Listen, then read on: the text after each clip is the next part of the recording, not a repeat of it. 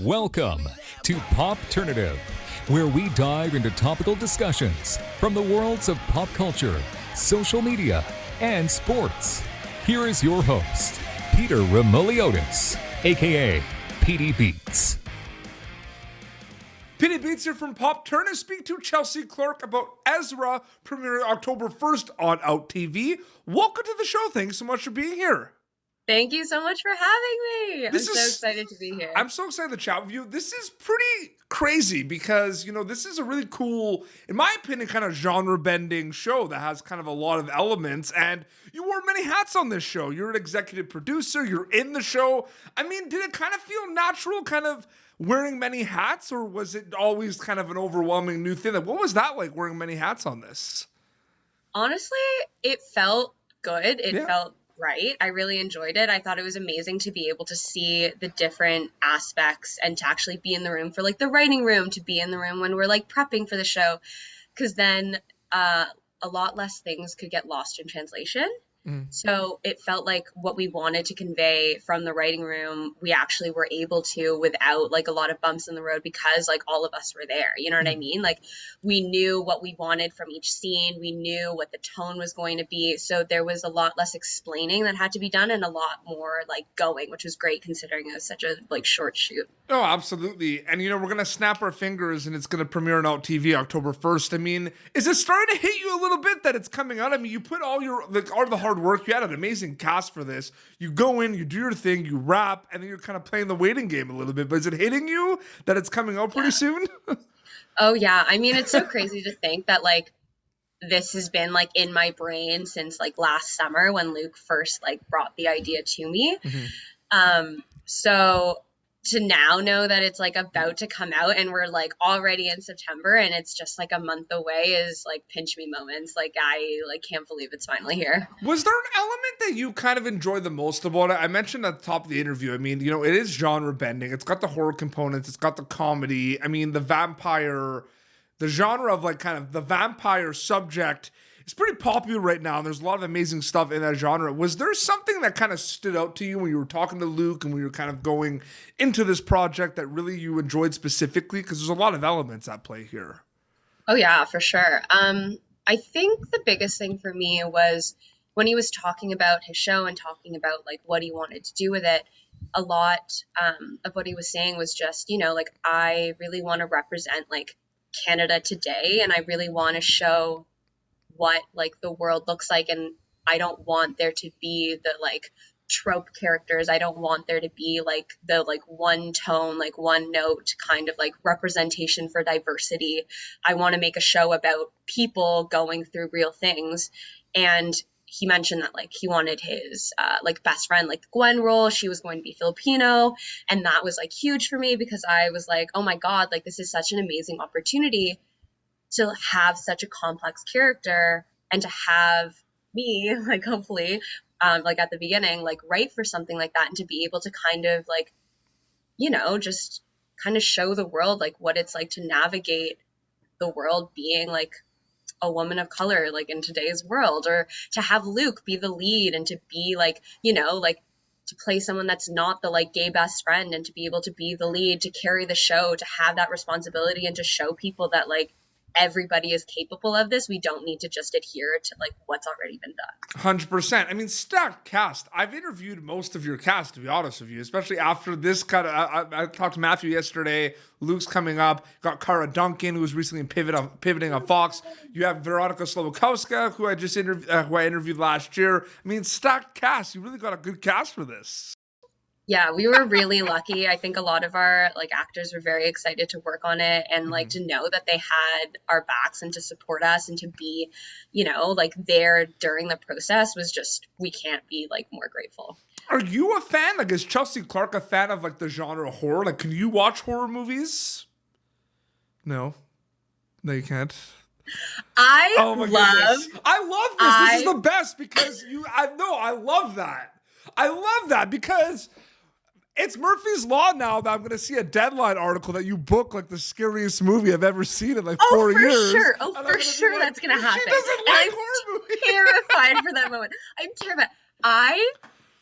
am the jumpiest person that exists, to the point that Luke made it his personal goal every single day that I was on set To just scare to you? scare the crap out Is there of me. video of this? Is there going to be behind the scenes photo dumps of this? I assume. I don't know if he ever got it on video. I hope he didn't. I hope he did not. I hope he didn't, but I don't know. Yeah, no, I love what we did. Like, I Yeah. love the like integration. Well, it's got of like it. the comedy. It's got the horror moments, but it's got the comedy. Exactly. It's got Like, everything. scary movie, what we do in the shadows. I can do that. I can do that stuff. I cannot do the like scary. Did you ever talk to Veronica about the fact that she was also, like you mentioned, what we do in the challenge? She was on that, and she was on Ezra, well, the the craziest vampire. thing was so I met Veronica like right after she had filmed. We had done some like, I don't even remember what it was now, but we had done like a short or something like that together, and we had met and we were chatting, and this is right after she had actually filmed it. Okay. And like I remember meeting her and being like, that's so amazing, like that's so crazy, like you like this is such a crazy moment. This is not me saying this for show. Like, this is genuinely like what I thought. But, you know, like what we do in the shadows, that whole genre, it's very like improv, very, you know, like quick on its feet. And I remember like working with her and being like, wow, like I really need to step up my game because she is so good at what she does. And like, that's so commendable. And like, that's so amazing. I really hope we get to work with each other in the future because like, I really want to like learn from this. And like, after meeting her, I like literally went and took like my first improv class. And then like 2 years later, we like were working on this again. And I was like, are you kidding me? I was like, full circle moment. No, I think it's the coolest thing because I never bring up the names because like I don't want to put the person on the spot, but the interview's up there so people can find them. But I interviewed someone and she was in like one of the scariest movies I've ever seen. And they're like really terrifying scenes. And she like cannot do horror movies at all. And I find that so interesting though. But it's not, it is kind of interesting. Like you being terrified of horror and then working in horror, that's pretty interesting. I'm just saying. I thought that it was gonna like take me out. Like I thought that it was gonna like freak me out even more. But I guess like, you know, once you're on set and you realize that everything is like not real, it's fine. But like, oh man, I don't know if I ever was in like an actual horror movie. Yeah. I don't know if I would be able to like watch it afterwards. Yeah. Yeah, I know. It's crazy. Because, you know, you're executive producing now, you're doing a lot behind the scenes stuff. You know, you might have this amazing idea of like a horror movie. You're like, you know, I can make it, but I can't watch it. Could you imagine? That's so good. Oh my God. No, it is. It's a popping genre right now. Like it is. It's arguably like it's like, Remember when like hot sauce was like trendy, like very trendy, and everyone was. It's one of those it's like genre bending horror movies. It's all like trendy right now. So what is kind of like the mindset when you're reading the scripts for this and you're going to finally kind of shoot this thing? Are you kind of thinking to yourself like, wow, like we're actually blending a lot of genres here, or you're not really thinking about that at all? You're just kind of going with Luke and what his ideas are. Like, I'm just curious about if the genre bending like comes to mind, like when you're shooting it.